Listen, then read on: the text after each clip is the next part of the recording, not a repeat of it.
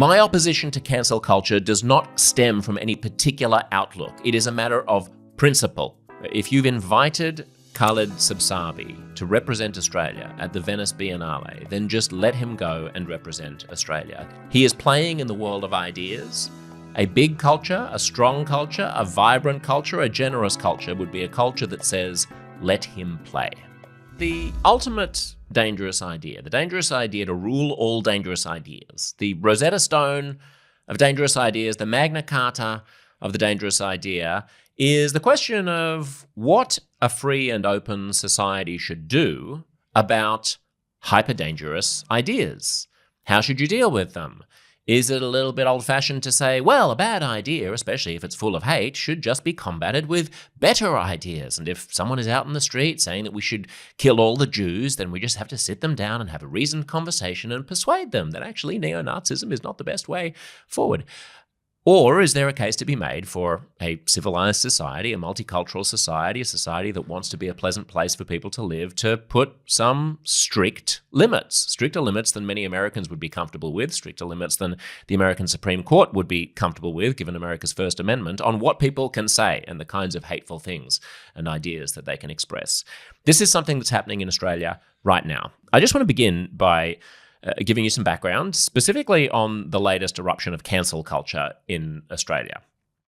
There has been a disinvitation of one of Australia's most promising and exciting artists from the most important artistic festival in the world, the Venice Biennale.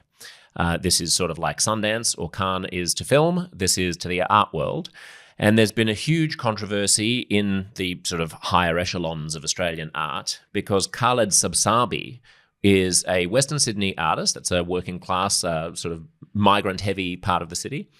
He's a Lebanese-Australian guy, working class background, and has been doing really exciting art, apparently. I mean, I'd never heard of him because I don't swim in these circles, but the art world was kind of really excited in Australia that he had been selected as essentially Australia's ambassador to the Venice Biennale in 2026, Australia's representative. Then Australia's Shadow Arts Minister, Claire Chandler, stood up in Parliament and asked this question. My question is to the Minister representing the Prime Minister, Senator Wong.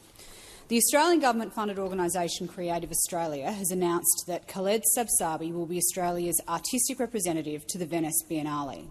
Mr Sabsabi features the dead Hezbollah terrorist leader Nasrallah in his artworks. With such appalling anti-Semitism in our country, why is the Albanese government allowing a person who highlights a terrorist leader in his artwork to represent Australia on the international stage at the Venice Biennale? After that exchange, Australia's Arts Minister, Tony Burke, apparently contacted Creative Australia, which is the nation's peak arts body, the CEO of that organisation, Adrian Collette, to discuss the matter. And the minister says that he made no ultimatum. He said, whatever decision you come to about whether or not Khaled Sabsabi will remain as Australia's representative to the most prestigious art festival in the world next year is fine by me. I'll support whichever decision you choose. The subtext, of course, being that Creative Australia is dependent on government funding and doesn't necessarily want to be engulfed in a massive cultural tempest. So Creative Australia's board convened. They decided to revoke Sabsabi's invitation to the Biennale, and there was significant backlash within the arts community. There were multiple resignations in protest from Creative Australia. The works of art that Sabsabi has produced in the past that have got people riled up and raising their eyebrows include a 2007 artwork which was called You. It depicted the late Hezbollah leader Hassan Nasrallah, who was killed in an Israeli airstrike last year, and a video rendering that Sabsabi had done of the September 11th, 2001 terrorist attacks. This was a work he did in 2006, and it was entitled Thank You Very Much. In a related but unrelated arts story, the head of the Sydney Writers' Festival has resigned after 12 years in the job. She is a Jewish Australian, And she wasn't specific about the reasons for her resignation, but there is a lot of speculation about her discomfort with some of the speakers who'd been invited to the Sydney Writers' Festival. The program hasn't been released yet, so we don't know who they are, but when it comes out on March 13th, ahead of the festival's commencement on the 19th of May, we will perhaps be able to glean some of the more controversial figures who Cathy Shand, the head of the Writers' Festival, felt she needed to resign in opposition over. Her statement said, and I quote, "Artistic freedom and independence are to be guarded and cherished, but freedom of expression cannot and should not be used as a justification to accept language and conversations that compromise the festival as a safe and inclusive space for all audiences. Every session that is planned needs to reflect the values of the festival and represent the highest standard of consideration and curation." I think that's the upstanding thing to do. Cathy is clearly a mensch. You step aside when you disagree, and I suppose you fall on your own sword and you stand up for your own principles, rather than in a cowardly fashion pulling the rug out from under the people who you've already invited. I just need to reiterate once again, cancelling people is not the solution. It really is not.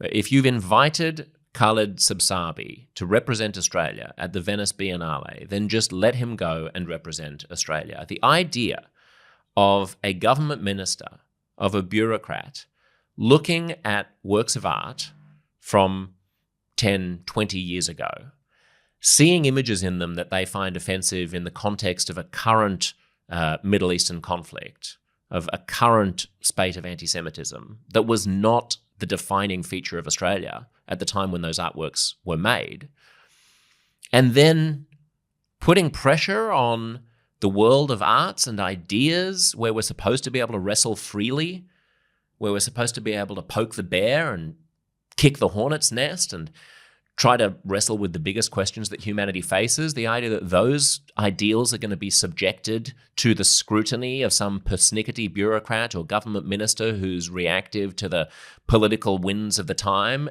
No, that does not a free society make. That is not what an open society is about. That's not what a flourishing society is about. That's not what a strong society is about, or a vibrant culture is about. I have no way of judging whether or not Khaled Sabsabi was the correct choice for Australia to send to the art world's highest event in Venice next year. But there were obviously reasons why he was thought legitimate by his peers, by people who know a lot more about the arts than you do, or than I do, or than the arts minister himself, in fact, does. And certainly than the shadow arts minister and the people who are lobbying her to try to get this person yanked from the Biennale do. Once someone's invited, that's it. Lie in the bed that you've made. Now, we can have a long conversation about whether or not there are political preferences and prejudices and biases that have been managed to insinuate themselves into the institutions that are making these kinds of decisions, such that they're more likely to favour an artist like Khaled Sabsabi than they would, for example, a young Jewish artist. I don't know if that's the case. And if that is the case, then we need to have bigger conversations about the way that we're interpreting our multicultural nation, the way that we're interpreting the manner in which we bump up against each other when there are toxic and hostile foreign clashes going on, and the extent to which we import those animosities into our society, the extent to which we allow ourselves to side with one ethnicity over another because of something that's going on abroad. But those are big questions that will not be resolved by us hunting for misdeeds that people have undertaken, allegedly, in the past, and trying to whip up a frenzy against them and get them uninvited, to pressure the arts community, to pressure people who are frankly wrestling with much bigger issues than any politician ever will. Questions of what it means to be human, what it means to be alive, how we deal with ourselves in this cosmos. These are the questions that artists and thinkers and philosophers and creators are wrestling with. Not how they're going to get elected, how they're going to placate this one pressure group over another, how they're going to trade off the needs of one angry mob online against the human rights of the rest of the country. Political considerations are on one level. Artistic, creative, and ideas are on another level. Leave them be. There is something worryingly Stalinist about a country that thinks it's appropriate for elected politicians, officials, bureaucrats, and pen pushers to put pressure on artists and thinkers about who they can nominate as the most valuable among them to represent them internationally. Even if it were the case that Khaled Sabsabi were an anti-Semite, and there is no evidence of that, zero evidence of that, I would still think that the conversation to be had about whether it's appropriate to extend to him an invitation to represent this country needs to happen before it is done, by the people who are involved in the arts, in the world of ideas, not by political hacks after the fact who are essentially breaking down a separation of powers by reaching outside of the political realm and into the artistic realm. My opposition to cancel culture does not stem from any particular outlook. It is a matter of principle. If you disagree with somebody, then attack their ideas. Do not try to have them uninvited. Do not try to sever their ties with their professional employees and their colleagues. Do not try to demean them. Do not call out a mob to harangue them. Push back on ideas, not people. Furthermore, I just find it ridiculous to imagine that someone who is not an artist can look superficially at one instance or two instances of an artist's body of work, see the images that they are portraying, and because he happens to use iconography of Hassan Nasrallah from Hezbollah or of the Twin Towers and George W. Bush after 9/11, you can immediately regard those things as being offensive. What if those things were being used in satire and you're just too stupid to get the joke? What if those things were being wrestled with by someone who's trying to understand the world in a messy and complicated way? It's a little bit like when we try to ban the use of certain words in our conversation. Well, it depends on how you were using the word. It depends on what the comic was trying to say, what point the comic was trying to make. Don't criticize them for making a joke until you understand what the true target of the joke is. Maybe superficially the target of the joke seems to be, I don't know, Jehovah's Witnesses. But maybe the person, although they're using Jehovah's Witness in the line of the joke, is actually satirizing their own inner prejudice or their own ignorance of Jehovah's Witnesses. We just don't know. That's why we have to allow the sphere of ideas, of thinking, of argument, of conversation, of which the arts are a fundamental cornerstone, to flourish in the absence of political pressure. So I think it's outrageous that Khaled Sabsabi has been uninvited to represent Australia in Venice next year. I strongly suspect that if Khaled and I sat down and discussed Middle Eastern politics, we would strongly disagree. There may be things that I believe that he would find beyond the pale. He is playing in the world of ideas. A big culture, a strong culture, a vibrant culture, a generous culture would be a culture that says, let him play. It's crucial to bear in mind the difference between endorsing what somebody says versus respecting their right to say it, versus allowing bureaucrats and HR managers in corporations to dictate which artistic and intellectual expressions should be excluded from the public square. Which brings us to hate speech legislation. The backdrop to this is largely anti-Semitism. For the first time in the history of Australia's spy agency, it seems, the head of the Australian version of the CIA, which is called ASIO, the Australian Security Intelligence Organisation, has elevated a form of racism or ethnic prejudice domestically as its top priority, its top threat. Normally it's looking at threats like China or Russia or whatever it might be, but the boss of Australia's chief spy agency, Mike Burgess, has said that no form of domestic racism has ever been elevated, to his knowledge, to the number one concern for ASIO. Now, anti-Semitism is it. In October of 2023, many of you will recall the mobs on the steps of the Sydney Opera House, which were originally erroneously reported to be saying "gas the Jews." What they were actually saying was "where's the Jews?" Not a huge consolation, frankly. Why were they asking where's the Jews are? And why weren't they grammatically correct? Where are the Jews? Same month, members of the neo-Nazi National Socialist Network marched in Melbourne in front of Flinders Street Railway Station, the main railway station, displaying a banner reading "Expose Jewish Power" and handing out neo-Nazi literature.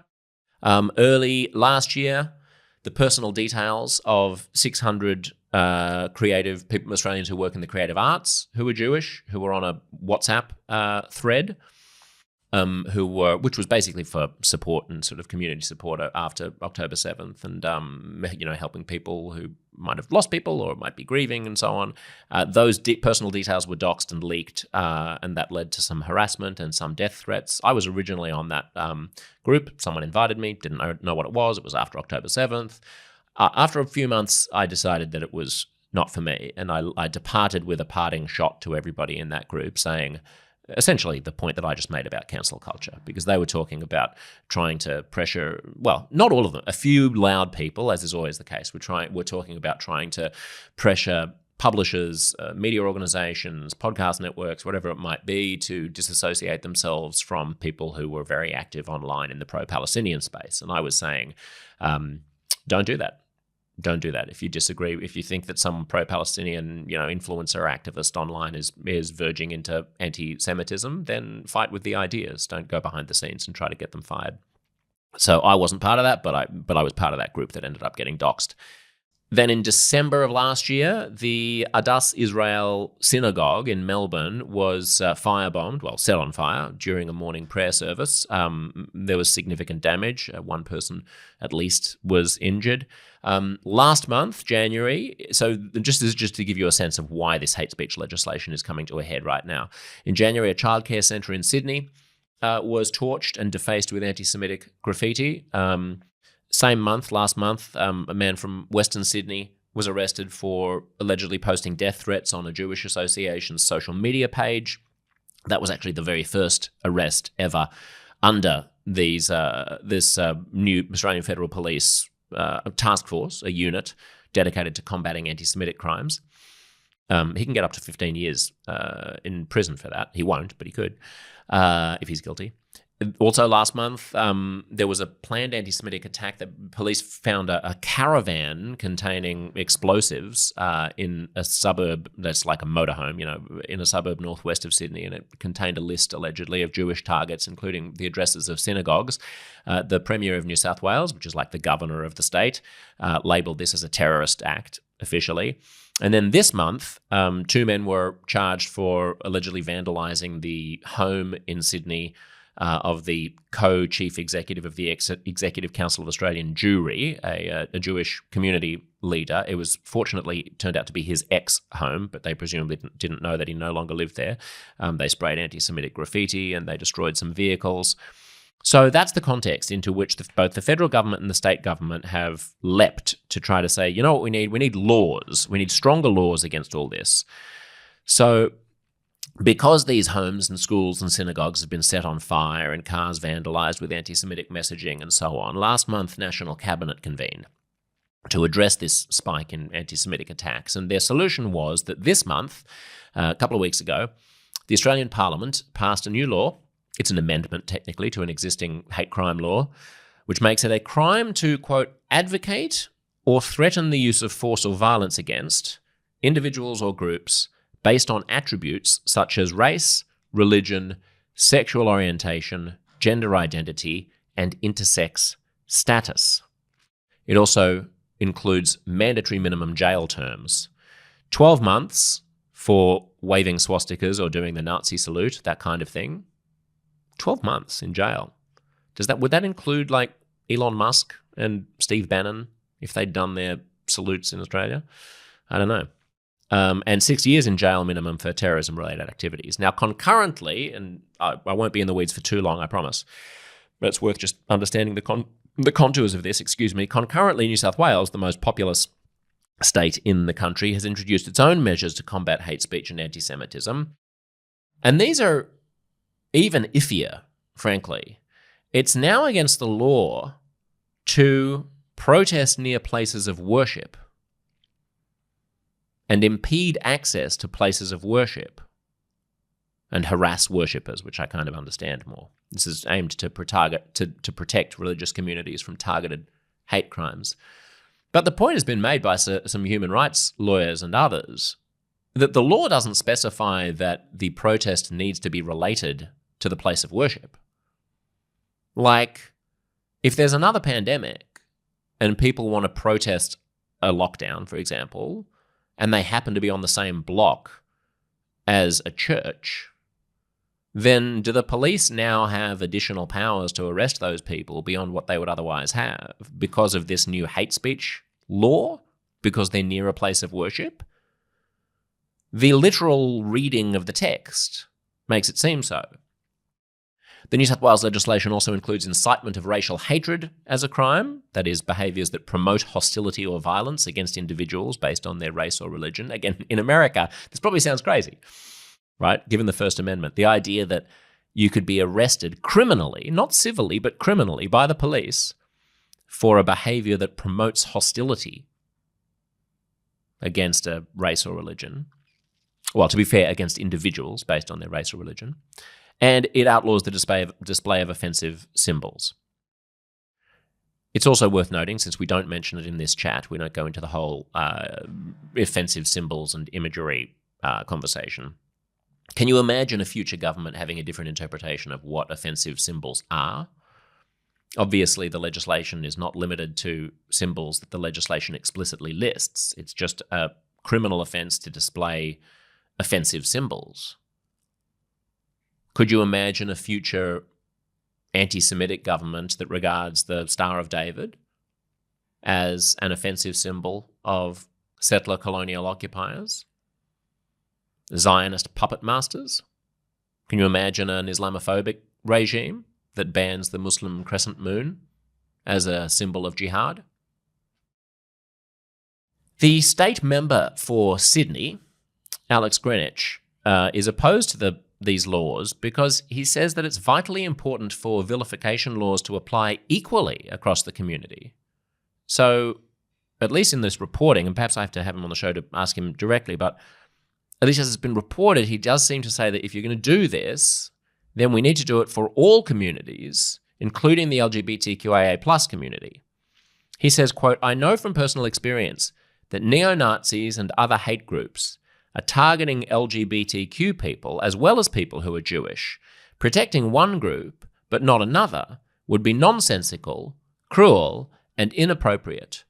He said, and I quote, "It sets a dangerous precedent to provide for the first time protections for one attribute but not others, and it risks sending the message that the government doesn't treat the incitement of hatred against those other groups as seriously."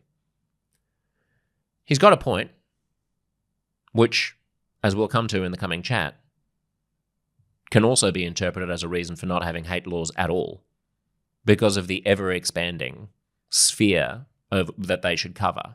If you're going to protect Jews, why aren't you protecting gay people? And if you're going to protect gay people, why aren't you protecting transgender people?